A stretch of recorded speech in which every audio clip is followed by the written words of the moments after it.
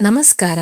ಸಿಂಹರಾಶಿ. ನಿಮ್ಮ ಗೋಚಾರ ಕುಂಡಲಿಯಲ್ಲಿ August 10ರಿಂದ August 16, 2026 ನಡುವೆ ಕೆಲವು ಆಳವಾದ ಬದಲಾವಣೆಗಳು ನಡೆಯುತ್ತಿವೆ. ಅದು ನೀವು ಯಾವುದಾದರೂ ಒಂದು ವಸ್ತು, ಅಭ್ಯಾಸ ಅಥವಾ ವ್ಯಕ್ತಿಯನ್ನು ಹಿಂದೆ ಬಿಡಬೇಕು, ತ್ಯಜಿಸಬೇಕೆಂದು ಒತ್ತಾಯಿಸುತ್ತಿದೆ.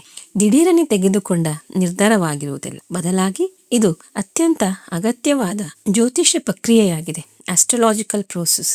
ನಾವು ನಿಮ್ಮ ವೈದಿಕ ಕುಂಡಲಿಯನ್ನು ಆಳವಾಗಿ ವಿಶ್ಲೇಷಿಸಿದರೆ ಇದರ ಜ್ಯೋತಿಷ್ಯ ಕಾರಣವು ಬಹಳ ಸ್ಪಷ್ಟವಾಗಿ ಗೋಚರಿಸುತ್ತದೆ. ನಿಮ್ಮ ಲಗ್ನಾಧಿಪತಿಯಾದ ಸೂರ್ಯದೇವನು ಈ ಸಮಯದಲ್ಲಿ ಕರ್ಕರಾಶಿಯಲ್ಲಿ ನಿಮ್ಮ 12ನೇ ಭಾವದಲ್ಲಿ ಸಂಚರಿಸುತ್ತಿದ್ದಾನೆ, ಅಂದರೆ ಗೋಚಾರ ಮಾಡುತ್ತಿದ್ದಾನೆ. ಜ್ಯೋತಿಷ್ಯದಲ್ಲಿ 12ನೇ ಭಾವವು ಖರ್ಚು, ವಿಸರ್ಜನೆ ಮತ್ತು ಏಕಾಂತವನ್ನು ಪ್ರತಿನಿಧಿಸುತ್ತದೆ. ಲಗ್ನಾಧಿಪತಿಯು 12ನೇ ಭಾವಕ್ಕೆ ಹೋದಾಗಲೆಲ್ಲ ಮನುಷ್ಯನಿಗೆ ಪ್ರಪಂಚದ ಓಡಾಟದಿಂದ ವಿಚಿತ್ರವಾದ ಆಯಾಸ ಅಥವಾ ಬಳಲಿಕೆ ಅನುಭವವಾಗತೊಡಗುತ್ತದೆ. ನೀವು ಹೊರಗಿನ ಗದ್ದಲದಿಂದ ದೂರವಾಗಿ ನಿಮ್ಮೊಂದಿಗೆ ಒಂಟಿಯಾಗಿ ಸಮಯ ಕಳೆಯಲು ಬಯಸುತ್ತೀರಿ. ಹಾಗಾಗಿ ಈ ಹಿಂದೆ ಬಿಡುವ ಪ್ರಕ್ರಿಯೆಯು ಯಾವುದೇ ನಷ್ಟವಿಲ್ಲ.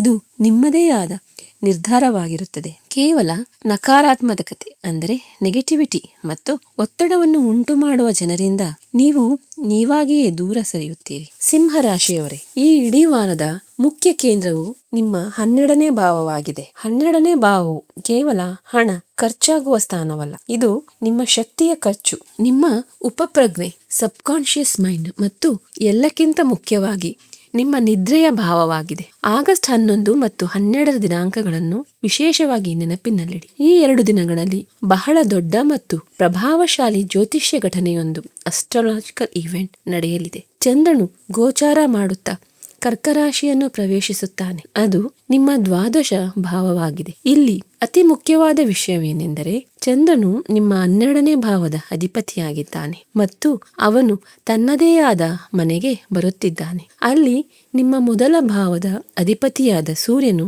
ಈಗಾಗಲೇ ಇದ್ದಾನೆ. ಇದನ್ನು ನಾವು ಜ್ಯೋತಿಷ್ಯದಲ್ಲಿ ಪ್ರಥಮ ಮತ್ತು ದ್ವಾದಶ ಭಾವದ ಆಳವಾದ ಸಂಬಂಧ ಎಂದು ಕರೆಯುತ್ತೇವೆ. ಇದೇ ಸಮಯದಲ್ಲಿ ಇಡೀ ಸೂರ್ಯಗ್ರಹಣದ ಪ್ರಭಾವವು ಸಂಪೂರ್ಣವಾಗಿ ಸಕ್ರಿಯವಾಗುತ್ತಿದೆ. ಇದರ ಪರಿಣಾಮ ನಿಮ್ಮ ಜೀವನದ ಮೇಲೆ ಏನಾಗಲಿದೆ ಎಂಬುದನ್ನು ಗಮನವಿಟ್ಟು ಅರ್ಥ ಮಾಡಿಕೊಳ್ಳಿ. ನೀವು ಅನುಭವಿಸುವ ಮೊದಲ ವಿಷಯವೆಂದರೆ ನಿಧಾನವಾಗುವ ತೀವ್ರವಾದ ಆಸೆ, ಅಂದರೆ a strong urge to slow down, ವೇಗವನ್ನು ಕಡಿಮೆ ಮಾಡುವ ಆಸೆ. ಸಾಕು, ಇನ್ನು ಮುಂದೆ ಓಡಾಟ ಮಾಡಬಾರದು ಎಂದು ನಿಮಗೆ ಅನಿಸುತ್ತದೆ.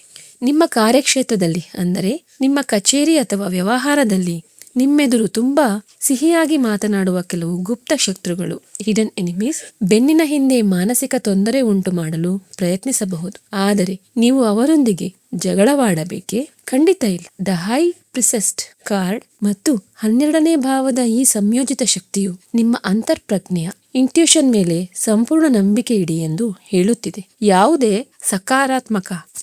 ಯಾವುದೇ ನಕಾರಾತ್ಮಕ ಘಟನೆಯ ಮುನ್ಸೂಚನೆ ನಿಮಗೆ ಮೊದಲೇ ಸಿಗುತ್ತದೆ. ನೀವು ಸಂಪೂರ್ಣವಾಗಿ ಶಾಂತವಾಗಿರಬೇಕು ಅಷ್ಟೇ. ಗ್ರಹಣ ಮತ್ತು 12ನೇ ಭಾವದ ಈ ಭಾರೀ ಪ್ರಭಾವವು ನಿಮ್ಮ ರಾತ್ರಿಯ ನಿದ್ದೆಯನ್ನು ಹಾಳು ಮಾಡಬಹುದು. ಆದ್ದರಿಂದ ಯಾವುದೇ ಕಾರಣಕ್ಕೂ ನಿಮ್ಮ ನಿದ್ರೆಯ ದಿನಚರಿಯನ್ನು, ಸ್ಲೀಪ್ ರೊಟೀನ್ ಹಾಳು ಮಾಡಿಕೊಳ್ಳಬೇಕು ಎಂಬುದು ನನ್ನ ಕಟ್ಟುನಿಟ್ಟಿನ ಸಲಹೆಯಾಗಿದೆ. ಈ ವಾರ ತಡರಾತ್ರಿಯವರೆಗೆ ಎಚ್ಚರವಾಗಿರುವ ಅಭ್ಯಾಸವನ್ನು ಸಂಪೂರ್ಣವಾಗಿ ನಿಲ್ಲಿಸಿ.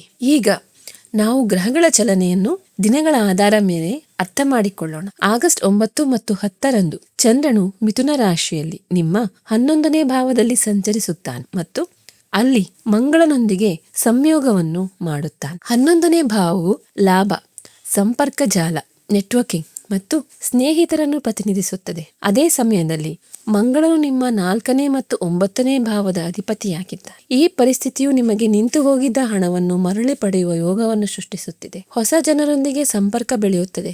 ಭವಿಷ್ಯದಲ್ಲಿ ನಿಮಗೆ ಲಾಭ ತರುವಂತಹ ಹೊಸ ಸ್ನೇಹಿತರು ಸಿಗುತ್ತಾರೆ. ಯಾವುದಾದರೂ ದೂರದ ಸ್ಥಳದಿಂದ ಅಥವಾ ವಿದೇಶದಿಂದ ಶುಭ ಸುದ್ದಿಯೂ ಸಿಗಬಹುದು. ಆದರೆ ಮಂಗಳ ಮತ್ತು ಚಂದ್ರನ ಈ ಪ್ರಭಾವವು ನಿಮ್ಮೊಳಗೆ ಆಕ್ರಮಣಶೀಲತೆ ಮತ್ತು ಅತಿಯಾದ ಉತ್ಸಾಹವನ್ನು ಉಂಟು ಮಾಡಬಹುದು. ಸ್ನೇಹಿತರ ನಡುವೆ ನಿಮ್ಮ ಸ್ಥಾನಮಾನವನ್ನು ತೋರಿಸಿಕೊಳ್ಳುವ ಭರದಲ್ಲಿ ನೀವು ಭಾರಿ ಖರ್ಚು ಮಾಡಬಹುದು. ಖರ್ಚು ಮಾಡುವ ಹೊಸ ಅವಕಾಶಗಳು ಇದ್ದಕ್ಕಿದ್ದಂತೆ ಎದುರಾಗುತ್ತವೆ. ಇಲ್ಲಿ ನೀವು ನಿಮ್ಮ ತೋರಿಕೆಯ ಗುಣಕ್ಕೆ ಕಟ್ಟುನಿಟ್ಟಾದ ಕಡಿವಾಣ ಹಾಕಬೇಕಾಗುತ್ತೆ. ಅಣ್ಣ ಅಕ್ಕಂದಿರ ಜೊತೆಗಿನ ಮಾತುಕತೆಯಲ್ಲಿ ತುಂಬಾ ಸೌಮ್ಯವಾಗಿರಿ ಮತ್ತು ಯಾವುದೇ ರೀತಿಯ ವಾದ ವಿವಾದಗಳನ್ನು ತಪ್ಪಿಸಿ. ಆ ನಂತರ ಆಗಸ್ಟ್ 11 ಮತ್ತು 12ರ ಸಮಯ ಬರುತ್ತದೆ. ಅದರ ಬಗ್ಗೆ ನಾನು ಸೂರ್ಯಗ್ರಹಣದ ಭಾಗದಲ್ಲಿ ಈಗಾಗಲೇ ಹೇಳಿದ್ದೇನೆ. ಈ 2 ದಿನಗಳಲ್ಲಿ ನೀವು ನಿಮ್ಮ ಆರ್ಥಿಕ ನಿರ್ಧಾರಗಳನ್ನು ಬಹಳ ಎಚ್ಚರಿಕೆಯಿಂದ ತೆಗೆದುಕೊಳ್ಳಬೇಕಾಗುತ್ತದೆ. ಖರ್ಚುಗಳ ಮೇಲೆ ಸಂಪೂರ್ಣ ಕಟ್ಟುನಿಟ್ಟಿನ ನಿಯಂತ್ರಣವನ್ನು ಇಟ್ಟುಕೊಳ್ಳುವುದು ಕಡ್ಡಾಯವಾಗಿದೆ. ಏಕೆಂದರೆ ಆಸ್ಪತ್ರೆ, ಪ್ರಯಾಣ ಅಥವಾ ಯಾವುದಾದರೂ ಚಟಕ್ಕೆ ಹಣ ಖರ್ಚಾಗುವ ಬಲವಾದ ಸಾಧ್ಯತೆ ಇದೆ. ಭವಿಷ್ಯಕ್ಕಾಗಿ ನೀವು ಹೂಡಿಕೆ ಮಾಡಿದ ಹಣ ಸುರಕ್ಷಿತವಾಗಿದೆ, ಆದರೆ ಅನಗತ್ಯ ವಸ್ತುಗಳ ಮೇಲೆ ನಿಮ್ಮ ಬಳಿ ಇರುವ ನಗದು ಹಣವನ್ನು ಸುರಿಯಬೇಡಿ. ಇದರ ನಂತರ ಆಗಸ್ಟ್ 13, 14 ಮತ್ತು 15ರ ಗೋಚಾರವು ನಿಮಗೆ ವಿಭಿನ್ನ ಫಲಿತಾಂಶಗಳನ್ನು ತರುತ್ತದೆ. ಆಗಸ್ಟ್ 13ರಂದು ಚಂದ್ರನು ನಿಮ್ಮ ಲಗ್ನಕ್ಕೆ ಅಂದರೆ ಸಿಂಹ ರಾಶಿಗೆ ಬರುತ್ತಾನೆ. ಅಲ್ಲಿ ಕೇತುವು ಈಗಾಗಲೇ ವಿರಾಜಮಾನನಾಗಿದ್ದಾನೆ. ಇಲ್ಲಿಯೂ ಸಹ ಮೊದಲ ಮತ್ತು 12ನೇ ಭಾವದ ಸಂಬಂಧವು ನಿರಂತರವಾಗಿ ಕೆಲಸ ಮಾಡುತ್ತಿದೆ. ಇದರ ಪರಿಣಾಮವಾಗಿ ನೀವು ಹೊರಗಿನ ಜಗತ್ತಿಗೆ ಬಹಳ ಆತ್ಮವಿಶ್ವಾಸವನ್ನು ತೋರಿಸುತ್ತೀರಿ, ಆದರೆ ಒಳಗಿನಿಂದ ನೀವು ಸ್ವಲ್ಪ ಬೇಸರ ಅಥವಾ ಕುಗ್ಗಿದಂತೆ ಅನುಭವಿಸಬಹುದು.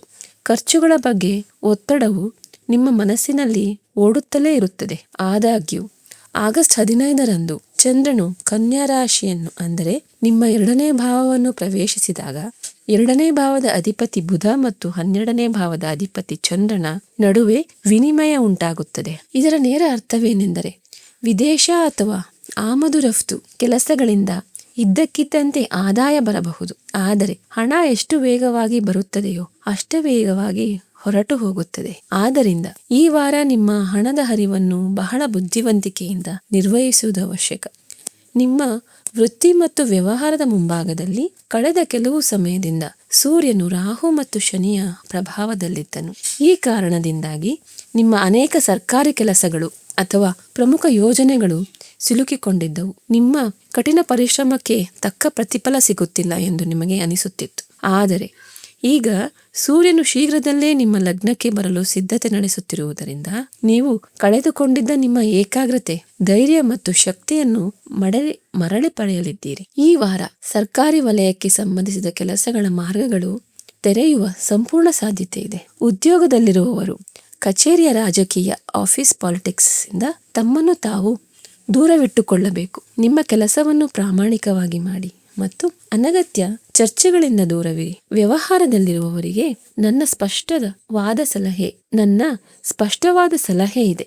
ಈ ವಾರ ನೀವು ಯಾವುದಾದರೂ ದೊಡ್ಡ ಹೂಡಿಕೆ, ಹೆವಿ ಇನ್ವೆಸ್ಟ್ಮೆಂಟ್ ಮಾಡಲು ಯೋಚಿಸುತ್ತಿದ್ದರೆ ಅಥವಾ ವ್ಯವಹಾರವನ್ನು ಇದ್ದಕ್ಕಿದ್ದಂತೆ ವಿಸ್ತರಿಸಲು ಯೋಜನೆ ಮಾಡುತ್ತಿದ್ದರೆ ದಯವಿಟ್ಟು ನಿಲ್ಲಿ. 12ನೇ ಭಾವದ ಭಾರೀ ಪ್ರಭಾವವು ಈಗ ದೊಡ್ಡ ಹೂಡಿಕೆಗಳು ಸಿಕ್ಕಿಹಾಕಿಕೊಳ್ಳಬಹುದು ಎಂದು ಸ್ಪಷ್ಟವಾಗಿ ತೋರಿಸುತ್ತದೆ. ನಿಮ್ಮ ಕಲೆ ಹಾಕಿದ ಸಂಪತ್ತನ್ನು, ಅಕ್ಯುಮುಲೇಟೆಡ್ ವೆಲ್ತ್ ಅನ್ನು ಕಟ್ಟುನಿಟ್ಟಾಗಿ ಸುರಕ್ಷಿತವಾಗಿರಿಸಿ. ಕೈಯಲ್ಲಿರುವ ಯೋಜನೆಯನ್ನು ಮೊದಲು ಪೂರ್ಣಗೊಳಿಸಿ. ಹೊಸ ಕೆಲಸವನ್ನು ಪ್ರಾರಂಭಿಸುವುದನ್ನು ತಪ್ಪಿಸಿ. ಇದರಿಂದ ನಿಮ್ಮ ಮಾನಸಿಕ ಆತಂಕ ಸಾಕಷ್ಟು ಮಟ್ಟಿಗೆ ಕಡಿಮೆಯಾಗುತ್ತದೆ. ಸಂಬಂಧಗಳು ಮತ್ತು ಕುಟುಂಬದ ವಿಷಯದಲ್ಲಿ ಈ ವಾರ ನಿಮಗೆ ಸ್ಥಿರತೆಯನ್ನು ನೀಡುತ್ತದೆ. ಮನೆಯೊಳಗಿದ್ದ ಎಷ್ಟೇ ಒತ್ತಡವಿದ್ದರೂ ಅದು ಈಗ ಬಗೆಹರಿಯಲಾರಂಭಿಸುತ್ತದೆ. ತಂದೆಯೊಂದಿಗಿನ ವೈಚಾರಿಕ ಭಿನ್ನಾಭಿಪ್ರಾಯಗಳು ದೂರವಾಗುತ್ತವೆ ಮತ್ತು ಅವರ ಬೆಂಬಲ ಸಿಗುತ್ತದೆ.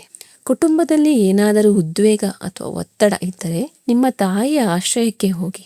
ಅವರ ತಿಳುವಳಿಕೆಯು ಕುಟುಂಬದ ವಾತಾವರಣವನ್ನು ಗುಣಪಡಿಸುವಲ್ಲಿ ದೊಡ್ಡ ಪಾತ್ರವನ್ನು ವಹಿಸುತ್ತದೆ. ನಿಮ್ಮ ಟ್ಯಾರೋ ಕಾರ್ಡ್ಗಳಲ್ಲಿ ಬಂದಿರುವ ದ ಹೈ ಪ್ರಿಸೆಸ್ಟ್ ಶಕ್ತಿಯು ಇದನ್ನೇ ಸೂಚಿಸುತ್ತಿದೆ. ಶಾಂತ ಸ್ವಭಾವದ, ಕಡಿಮೆ ಮಾತನಾಡುವ ಮಹಿಳೆಯ ಸಲಹೆಯು ನಿಮಗೆ ಬಹಳ ಉಪಯೋಗಕ್ಕೆ ಬರುತ್ತದೆ. ಅವರು ನಿಮ್ಮ ತಾಯಿ, ಗುರು ಅಥವಾ ಸಂಗಾತಿಯಾಗಿರಬಹುದು. ಪ್ರೇಮ ಜೀವನದಲ್ಲಿ ಈ ವಾರ ನಿಮ್ಮನ್ನು ಹೊರತುಪಡಿಸಿ ಬೇರೆ ಯಾರಿಂದಲೂ ಹೆಚ್ಚು ನಿರೀಕ್ಷೆಗಳನ್ನು ಇಟ್ಟುಕೊಳ್ಳಬೇಡಿ. ಒಂಟಿತನದ ಈ ಸಣ್ಣ ಹಂತವು ಯಾರು ನಿಜವಾಗಿಯೂ ನಿಮ್ಮವರು ಎಂಬುದನ್ನು ನಿಮಗೆ ಅರ್ಥ ಮಾಡಿಸುತ್ತದೆ. ಮದುವೆಗಾಗಿ ಆತುರದಲ್ಲಿ ಯಾವುದೇ ನಿರ್ಧಾರ ತೆಗೆದುಕೊಳ್ಳಬೇಡಿ.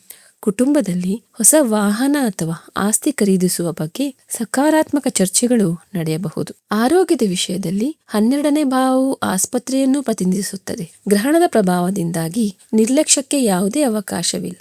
ನೀವು ನೀರಿನಿಂದ ಬರುವ ಆರೋಗ್ಯ ಸಮಸ್ಯೆಗಳಾದ ನಿರ್ಜಲೀಕರಣ, ಡಿಹೈಡ್ರೇಷನ್ ಅಥವಾ ಸೋಂಕನ್ನು ಎದುರಿಸಬೇಕಾಗಬಹುದು ಎಂದು ಗ್ರಹಗಳ ಸ್ಥಾನವು ತೋರಿಸುತ್ತಿದೆ. ಹೊರಗಿನ ನೀರನ್ನು ಕುಡಿಯುವುದನ್ನು ತಪ್ಪಿಸಿ ಮತ್ತು ದಿನವಿಡೀ ನಿಮ್ಮ ದೇಹದಲ್ಲಿ ನೀರಿನಂಶ ಕಡಿಮೆಯಾಗದಂತೆ ನೋಡಿಕೊಳ್ಳಿ. ಹೊಟ್ಟೆಗೆ ಸಂಬಂಧಿಸಿದ ಸಮಸ್ಯೆಗಳು, ವಿಶೇಷವಾಗಿ ಆಮ್ಲೀಯತೆ ಮತ್ತು ಗ್ಯಾಸ್ಟ್ರಿಕ್ ಹೆಚ್ಚಾಗಬಹುದು. ನಿಮ್ಮ ಆಹಾರ ಪದ್ಧತಿಯನ್ನು ಸರಳವಾಗಿಡಿ.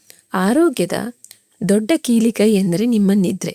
ನಿದ್ರೆಯ ಕೊರತೆಯು ನಿಮ್ಮ ಜೀರ್ಣಕ್ರಿಯೆ ಮತ್ತು ಮಾನಸಿಕ ಆರೋಗ್ಯದ ಮೇಲೆ ನೇರ ಪರಿಣಾಮ ಬೀರುತ್ತದೆ. ಯಾವುದೇ ದೈಹಿಕ ತೊಂದರೆ ಎದುರಾದರೂ ನೇರವಾಗಿ ವೈದ್ಯರನ್ನು ಸಂಪರ್ಕಿಸಿ. ವಿದ್ಯಾರ್ಥಿಗಳಿಗೆ ಆಗಸ್ಟ್ 13ರ ದಿನವು ಬಹಳ ಮುಖ್ಯವಾಗಿದೆ. ಚಂದ್ರ ಮತ್ತು ಕೇತು ನಿಮ್ಮ ಲಗ್ನದಲ್ಲಿರುವಾಗ ಹೊರಗಿನ ಪ್ರಪಂಚದಿಂದ ನಿಮ್ಮ ಗಮನವು ಮರೆಯಾಗಿ ನಿಗೂಢ ವಿಷಯಗಳ ಕಡೆಗೆ ಹರಿಯುತ್ತದೆ.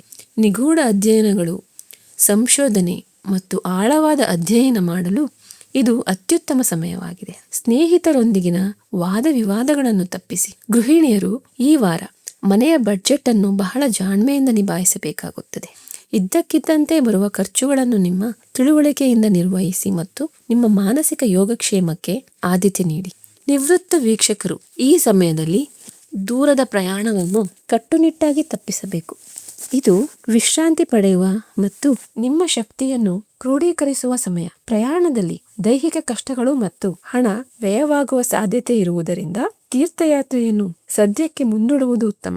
ಈ ವಾರದ ಸವಾಲುಗಳನ್ನು ಸಮತೋಲನಗೊಳಿಸಲು ಕೆಲವು ನಿಖರವಾದ ಜ್ಯೋತಿಷ್ಯ ಪರಿಹಾರಗಳು.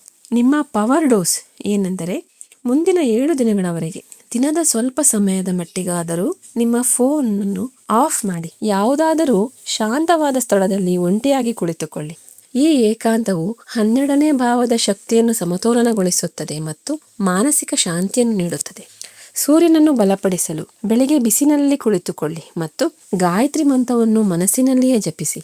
ಇದರಿಂದ ನಿಮ್ಮ ಲಗ್ನವು ಬಲಗೊಳ್ಳುತ್ತದೆ. ಈ ವಾರ ಭಗವಾನ್ ಶಿವನ ವಿಶೇಷ ಕೃಪೆ ನಿಮ್ಮ ಮೇಲಿದೆ. ಪ್ರತಿದಿನ ಓಂ ನಮಃ ಶಿವಾಯ ಮಂತ್ರವನ್ನು 108 ಬಾರಿ ಜಪಿಸಿ.